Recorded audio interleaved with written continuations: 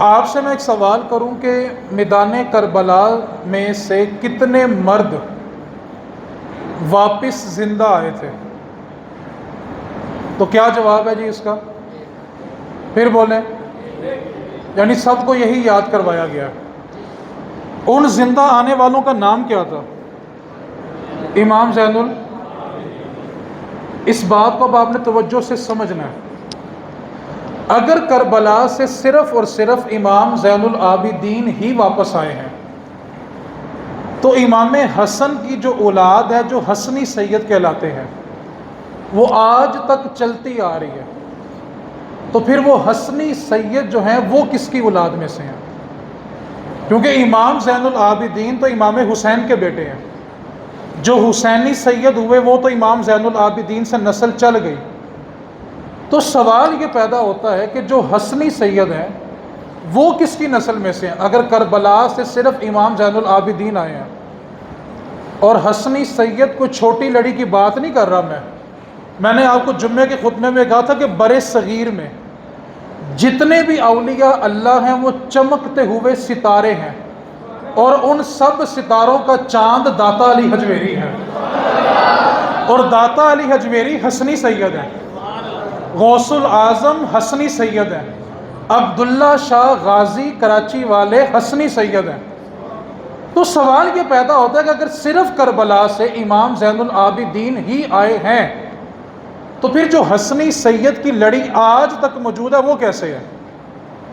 تو اس لیے کربلا کی بہت ساری تاریخ ایسی ہے جو ہمیں لپیٹ کر بتائی گئی۔ میں اس کے بارے میں صرف ایک مثال دیا کرتا ہوں۔ ایک علامہ صاحب تھے، ان کو جب دعوت خطاب دی گئی تو ساتھ یہ جملہ بولا گیا کہ آپ نے کربلا کی صرف وہ تاریخ بیان کرنی ہے جو مستند ہے اور جس کے بارے میں کوئی اختلاف نہ ہو۔ تو انہوں نے مائک پر آ کر یہ کہا کہ امام حسین رضی اللہ تعالی عنہ مدینہ سے مکہ گئے، مکہ سے کربلا گئے، اور کربلا جا کے شہید ہو گئے، وما علینا الا البلاغ المبین۔ اس کے سوا مستند کچھ نہیں ملتا۔ اب سوال یہ پیدا ہوا کہ حسنی سید آج تک موجود ہیں تو وہ کس کی نسل میں سے ہیں؟ امام حسن مجتبی رضی اللہ تعالی عنہ جو امام حسین کے بھی امام ہیں، اور جن کو ان لوگوں کے ساتھ ساتھ اہل سنت والوں نے بھی نظر انداز کرنا شروع کر دیا۔ امام حسن رضی اللہ تعالی عنہ کے ایک بیٹے تھے جن کا نام بھی حسن تھا، جن کو حسن مثنی کہا جاتا ہے۔ یہ بھی کربلا میں گئے تھے اور زخمی ہوئے تھے۔ آپ کی جو والدہ تھی حسن مثنی کی، ان کے چچا تھے، ان کا ایک بیٹا تھا، وہ آپ کو میدان کربلا سے زخمی حالت میں سے لے گیا تھا، اور اس نے جا کر علاج کیا، اور حسن مثنی کے جو زخم تھے وہ ٹھیک ہو گئے، اور ان کو بچانے کی حکمت یہ تھی کہ آج تک حسنی سید موجود ہیں۔ تو یہ جو حسن مثنی ہے نا، یہ وہ ہستی ہیں جو امام حسن کی اولاد کو چلنے کا سبب بنے۔ اور یہاں پر میں رک کے اہل سنت والوں سے بات کرنا چاہتا ہوں۔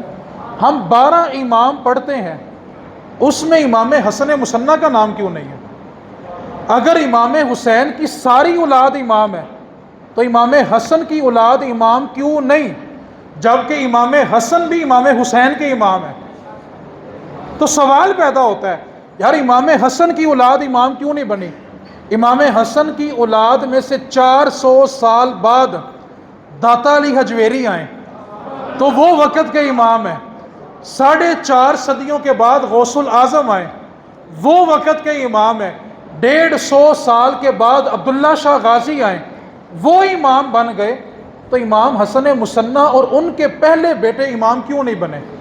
تو پتہ یہ چلا کہ جو 12 اماموں کی سلیکشن کر کے ہمیں دی گئی ہے، وہ انتخاب اللہ اور اس کے رسول کا نہیں ہے، وہ انتخاب کسی خاص سوچ والوں نے بنایا ہے۔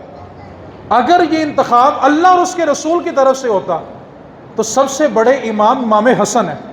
پھر کیونکہ امام حسین نے بھی بیعت امام حسن کی ہے، بڑے بیٹے ہیں مولا علی کے، اور امام حسین کے بھی امام کہلاتے ہیں۔